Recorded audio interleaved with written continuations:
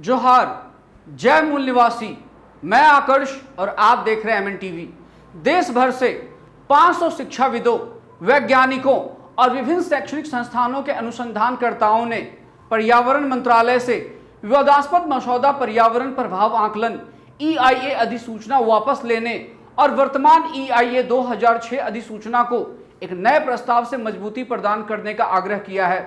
बीते मार्च में अधिसूचना जारी होने के बाद मंत्रालय को करीब 17 लाख ईमेल के जरिए सुझाव मिले हैं, जिनमें कई आपत्तियां भी शामिल हैं।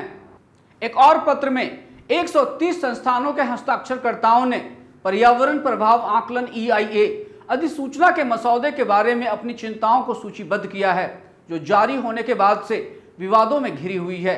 इस पत्र में मंत्रालय से इसे वापस लेने का आग्रह किया गया है, क्योंकि यह पर्यावरण पर प्रतिकूल प्रभाव डाल सकती है, मंजूरी प्रक्रिया को कमजोर कर सकती है। जिन संस्थानों और विश्वविद्यालयों ने मंत्रालय को पत्र लिखा है, उनमें Indian institute of science IISc, Indian institute of science education and research IISER, भारतीय प्रौद्योगिकी संस्थान IIT, national centre for biological sciences NCBS और भारतीय वन्यजीव संस्थान शामिल हैं।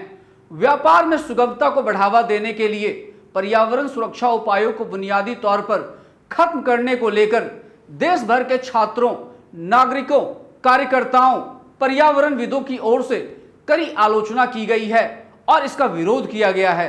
हस्ताक्षरकर्ताओं द्वारा जारी एक प्रेस विज्ञप्ति में कहा गया, विभिन्न संस्थानों के PhD छात्रों द्वारा शुरू किए गए इस संस्थागत सहयोग को 105 फैकल्टी और पूर्व फैकल्टी और वरिष्ठ वैज्ञानिकों के साथ ही 400 से अधिक PhD छात्रों, पोस्ट डॉक्टरल रिसर्च फेलो, निजी शोधकर्ताओं और अन्य शोध छात्रों ने समर्थन किया है। इन सभी ने इस पत्र में अपनी निजी क्षमता में हस्ताक्षर किए हैं।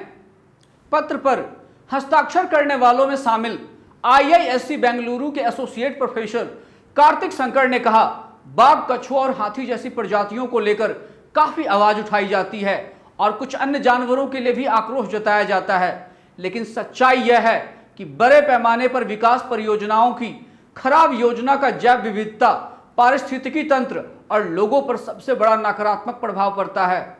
IIT बॉम्बे के PhD छात्र अयाज अहमद ने कहा, माना जाता है कि EIA प्रक्रिया प्रदूषणकारी उद्योगों और अन्य विकास परियोजनाओं को विनियमित करने और पर्यावरण पर उनके प्रभाव को कम करने के लिए हैं। हालांकि इसके बजाय मसौदा पर्यावरण नियमों में सुगमता प्रदान करना प्रस्तावित करता है। हमें मजबूत पर्यावरण नियम की जरूरत है। मंत्रालय द्वारा 23 मार्च को जारी मसौदा EIA अधिसूचना को लेकर 11 अगस्त तक जनता के विचार और सुझाव आमंत्रित थे। इसके लिए उसका विभिन्न भाषाओं में अनुवाद करने का भी मुद्दा उठा था। इस विवादास्पद अधिसूचना में कुछ उद्योगों को सार्वजनिक सुनवाई से छूट देना, उद्योगों को सालाना 2 अनुपालन रिपोर्ट के बजाय 1 पेश करने की अनुमति देना और पर्यावरण के प्रति संवेदनशील क्षेत्रों में लंबे समय के लिए खनन परियोजनाओं को मंजूरी देने जैसे प्रावधान शामिल हैं। अधिसूचना के ड्राफ्ट को 22 भाषाओं में अनुवाद करने के आदेश के खिलाफ केंद्र सरकार द्वारा दायर की गई याचिका बीते 13 अगस्त को सुप्रीम कोर्ट ने खारिज कर दी थी। केंद्र ने दिल्ली हाई कोर्ट के 30 जून के उस फैसले के खिलाफ सुप्रीम कोर्ट में याचिका दायर की थी, जिसमें उसे कहा गया था कि सरकार पर्यावरण प्रभाव आकलन अधिसूचना 2020 के ड्राफ्ट का संविधान की 8वीं अनुसूची में दी गई 22 भाषाओं में अनुवाद करवाकर इसका खूब प्रचार करे। न्यायालय ने कहा था कि विभिन्न भाषाओं में इस नोटिफिकेशन के उपलब्ध होने पर अलग अलग वर्गों के लोग सरकार के इस नए पर्यावरण कानून के बारे में जान पाएंगे और सहजता से अपने विचार इस पर भेज पाएंगे। हालांकि पर्यावरण मंत्रालय ने अधिसूचना का अनुवाद कराने के बजाय हाई कोर्ट के फैसले के खिलाफ सुप्रीम कोर्ट में याचिका दायर कर दी थी।